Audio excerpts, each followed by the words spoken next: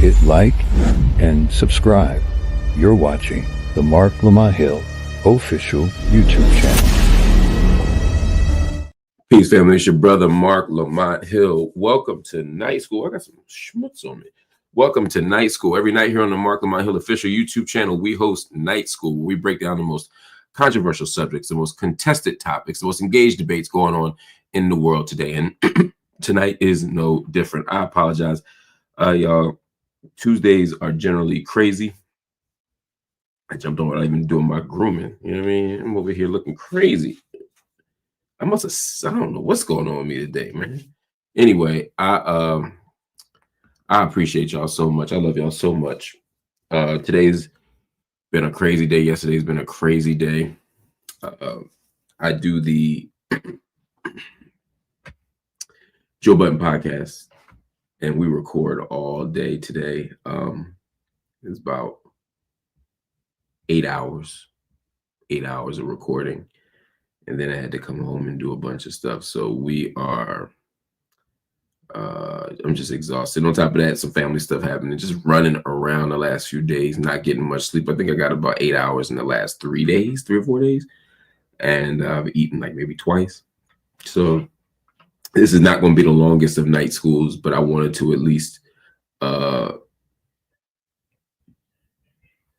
to you a little bit, give you a little bit of context for what's going on in the world, and hopefully have some good conversations with y'all. Let me know also what y'all thought about last night. We had the brother Captain Tazariak on, one of the representatives of the Israelite School, of Universal Practical Knowledge. He came here and broke down who the Hebrew Israelites were, what the Hebrew Israelites were. Did you think that the conversation was good? Did you learn a lot? I know y'all not going to agree with everything the brother said,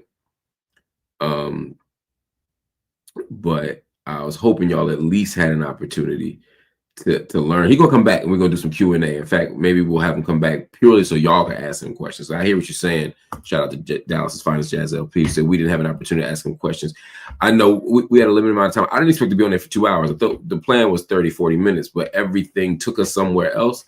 And so I just needed to get at that, y'all. Also, we got to get back and have our squad on for another good, engaged music conversation, because I want to talk some R&B. I want to talk some of these new albums. Yo, just off the top of my head, though, this new John B. I don't know how y'all feel about, the comeback albums, but John B came back with an amazing, amazing album, yo. It's independent, too. So he's actually getting paid off of it, unlike what he says happened with Babyface, which is that he didn't get no dough from the album. I don't know if it's true or not. Shout out to Babyface's birthday. Was a few days ago. Did y'all know Babyface and Q-Tip both got the same birthday? Yeah, man. And Kenny Lattimore, but there's levels to this. Anyway, let me watch that interview and let me know. Let me know what you think. Jeremiah Muhammad, you could clown if you want, but I'm trying to tell you, this John B album is great. And for us old heads, I don't need no music from y'all new people, y'all young artists, and you little this and young that. I want the OGs to come out with great albums.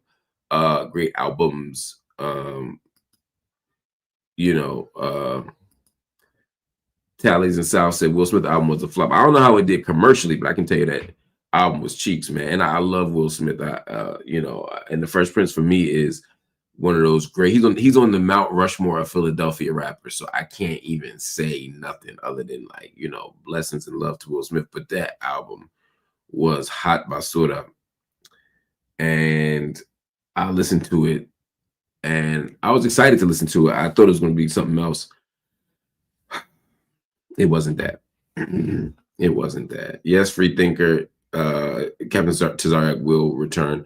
And we're gonna press him, and y'all can debate him, or I'll debate him, on whatever these issues are that I think have come up. Some of them are obvious ones, some of them are not so obvious. So we'll talk about it.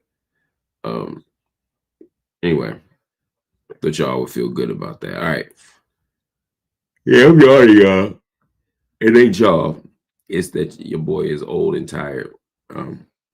Also, I want to give a shout out to Isaac MC for once again gifting a membership. I hope one of y'all grabbed that membership already. But enough about the music. let's get busy with the topics, because that's what y'all came here for. Y'all didn't come here to hear me talk about music. Y'all didn't come here to hear me talk about this other stuff.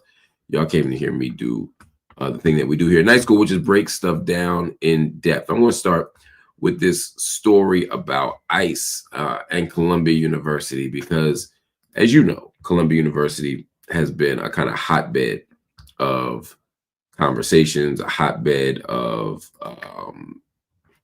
debate, a hotbed of activism and protest, and a hotbed of criminalization and repression. So I want to start there. They set him up. At least that's what it looks like. I'm talking about Mohsen Mahdawi, a Palestinian grad student at Columbia University. He walked into his U.S. citizenship interview this week and walked out in ICE custody. That's crazy enough, but it's even more crazy when you realize that this wasn't just some random coincidence or act of bad fortune. Mohsen had been living in the U.S. legally, I might add, for 10 years. He built his life here. He spoke out for peace in Palestine. He also spoke out against anti-Semitism. And still, they snatched the boy up. Now, all this went down in Burlington, Vermont on Monday. Mohsen was applying to become a citizenship, just like thousands of people do every single year. But then, when he showed up to his apartment, armed, masked ICE agents arrested him on the spot. So now, he's locked up and he's facing deportation to the West Bank. Mohsen was a leader at Columbia University, and particularly the Palestinian Student Union. And on 60 Minutes, he criticized, I thought this was interesting. I don't know if y'all got an opportunity to see this interview, but he criticized the university's silence on Gaza. And he also clarified certain statements that he had made at a rally that had been deemed anti-Semitic. Check this all out. When you heard about the Hamas attack on October 7th? I could not believe what my eyes were seeing, where I see Hamas members getting into settlements and so on. But also the first moment I saw that, I put my hand on my heart. And I started praying, knowing that there will be a huge level of revenge from the Israelis. And I was praying that this will not be the result, because it would be disastrous. The night of the rally, I believe someone in the crowd said something very anti-Jewish, not just anti-Israeli, but anti-Jewish. Yes, this was as a walkout on November 9th.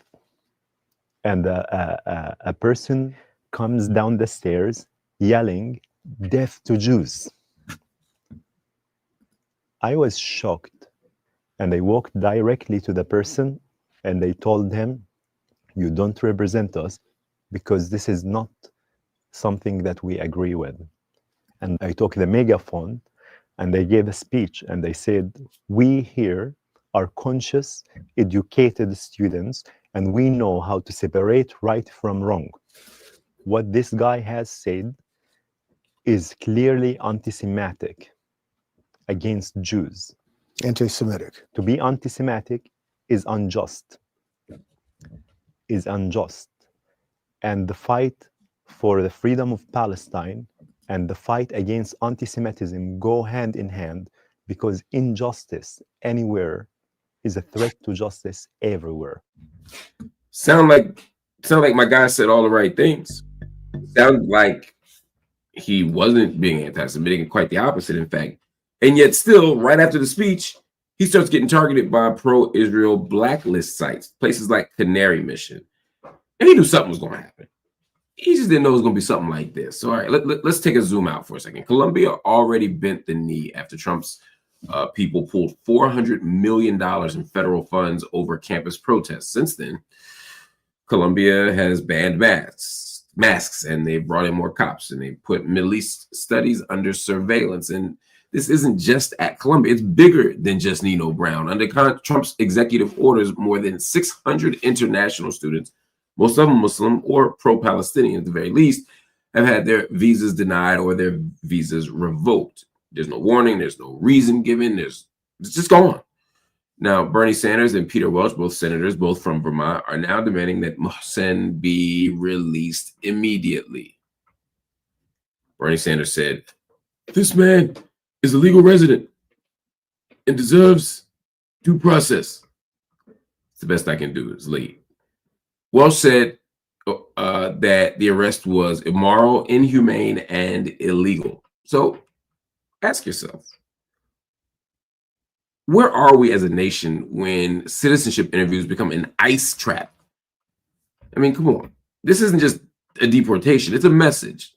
You speak up, you step out of line, and they will disappear you. And everybody should be watching this, not just undocumented folk, not just documented folk, not just political observers, but the entire citizenry here should be watching, because if they can do it to him, I promise you, I guarantee you, they can and will do it to you.